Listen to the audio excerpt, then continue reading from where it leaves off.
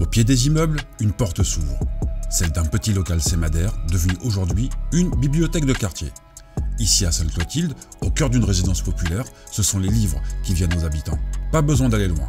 Quelques pas suffisent pour entrer dans un monde d'histoire. C'est le premier pas vers ce que j'aspire depuis 10 ans, créer une bibliothèque à Sainte-Clotilde.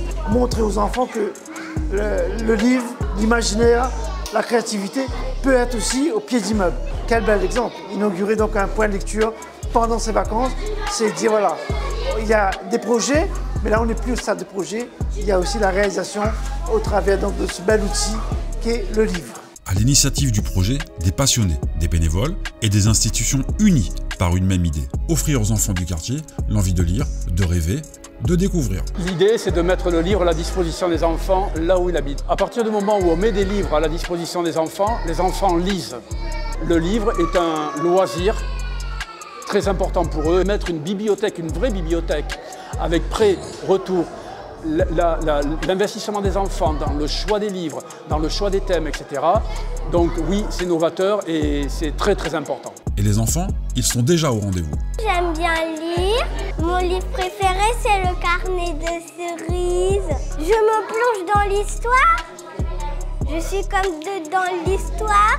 Au lieu d'être sur les écrans, il faut mieux lire comme ça. Vous avez de plus en plus d'intelligence et d'imagination. J'aime bien lire parce que ça me fait voyager. Loin d'être symbolique, cette petite bibliothèque est un vrai outil de transformation sociale. Elle offre un espace calme, accessible, ouvert où petits et grands se croisent, discutent, s'évadent.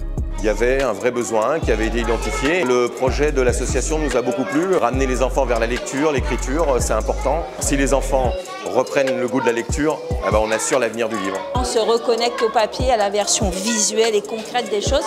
Ils se retrouvent dans un espace qu'ils ont eux-mêmes en plus créé et ça les responsabilise également. Pour la ville, ce genre d'initiative est essentiel. Parce que la culture ne doit pas être un privilège, mais un droit, dans chaque quartier, pour chaque enfant.